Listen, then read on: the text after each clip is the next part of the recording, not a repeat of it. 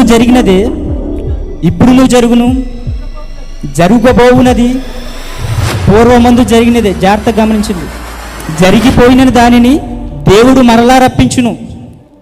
పూర్వమంది ఏం జరిగింది, దాన్ని దేవుడు మరలా ఎందుకు రప్పిస్తున్నాడు? అసలు పూర్వమందు జరిగిన దానికి దేవునికి ఏం సంబంధం? పూర్వమందు ఒక ప్రక్రియ జరిగింది, జరిగిన దాన్ని దేవుడు మరలా రప్పిస్తాను అంటున్నాడు. జరిగిన దానికి దేవుడికి ఏం సంబంధం? దేవుడేమన్నా శాస్త్రవేత్త? దేవుడికి ఏమన్నా ప్రయోగశాల ఉందా? అవునండి, దేవుడు కూడా ప్రారంభ శాస్త్రవేత్త. ఆయనకు కూడా ఒక ప్రయోగశాల ఉంది. నేల మంటితో నరుణ్ణి నిర్మించి వాని నాసిక రంధ్రములలో జీవవాయువుని ఊదగా. ఎక్కడ ఊదాడంటండి? నాసిక రంధ్రాల్లో ఊదాడంట. ఆకాశ మహాకాశాలు పట్టజాలన్నటువంటి దేవుని ఆత్మను నరుని యొక్క నాసిక రంధ్రం అంటే మన ముక్కు ద్వారా. మనిషి యొక్క ముక్కు ఎంత ఉంటుందండి? మనిషి యొక్క ముక్కు రంధ్రం ఎంత ఉంటుంది? అలాంటి రంధ్రంలో, అలాంటి నాసిక రంధ్రంలో ఆకాశ మహాకాశాలు పట్టజాలన్నటువంటి ఆత్మను దేవుడు తనలో నుంచి నరుల్లోనికి పంపించడానికి ఈ టెక్నాలజీ ఎవరు ప్రవేశపెట్టారు?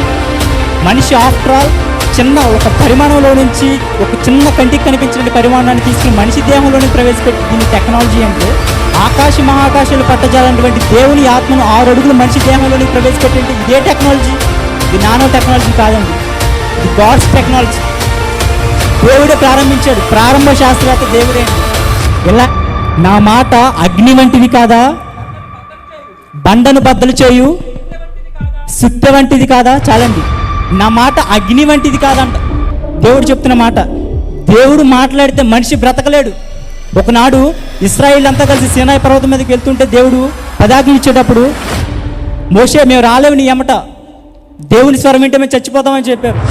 అంటే దేవుని యొక్క స్వరస్థాయి ఏ స్థాయిలో ఉందో అర్థం చేసుకోండి.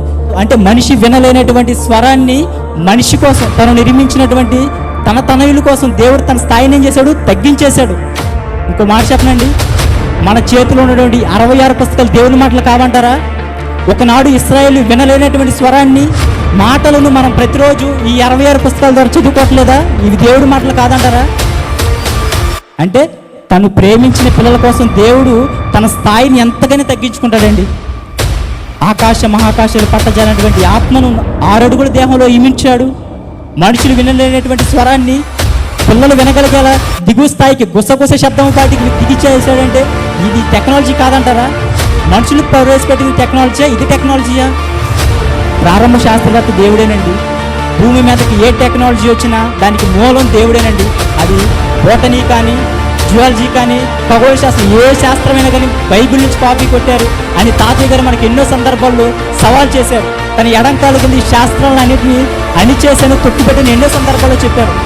అంటే దేనికైనా ప్రారంభం బైబిలేనండి.